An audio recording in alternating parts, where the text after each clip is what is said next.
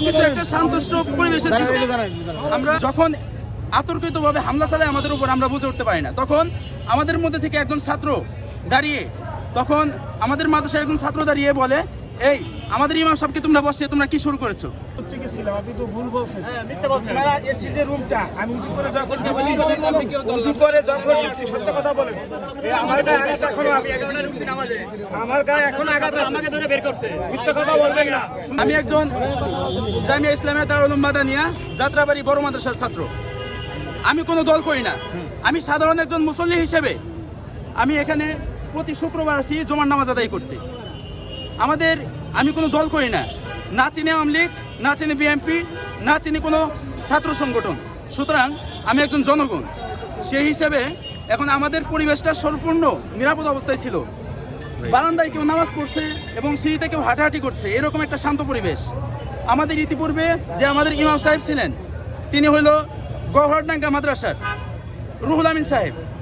তো রুহুল আমিন সাহেব ইতিপূর্বেও আমাদের এখানে নামাজ পড়িয়েছেন এবং তিনি এখানকার প্রধান।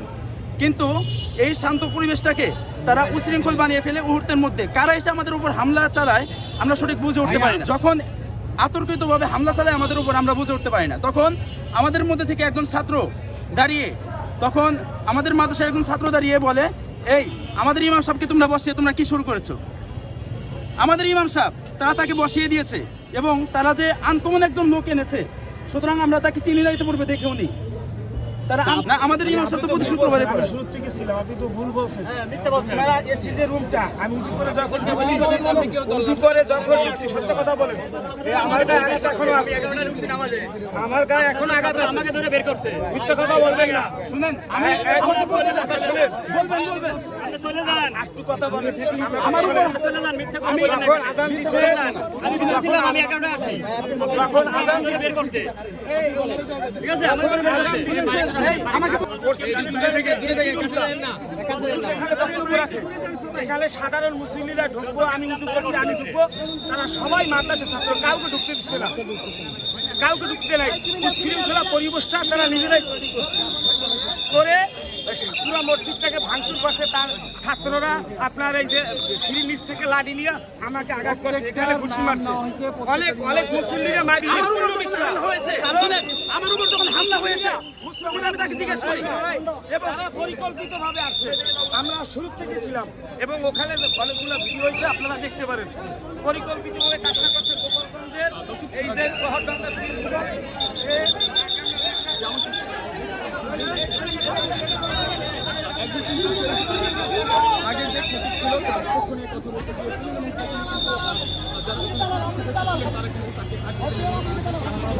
কিন্তু অরিজিনাল আওয়ামী লীগের দালাল।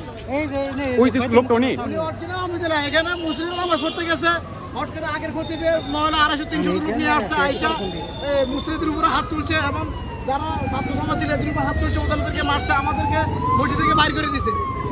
আগের খতিবে অনেকজন আওয়ামী লীগের দালাল নিয়ে আসছে। আওয়ামী লীগের শিবিরগণ এখানে আক্রমণ করে না। এখানে যখন মুসলিম নামাজ পড়তে গেছে তখন আগের খতিবের লোক নিয়ে আসছে, ম্যাক্সিমাম মহিলা 250-300 লোক নিয়ে আসছি, মুসলিমদের উপরে হাত তুলছে, মুসলিমদের উপরে মারছে ওনারা।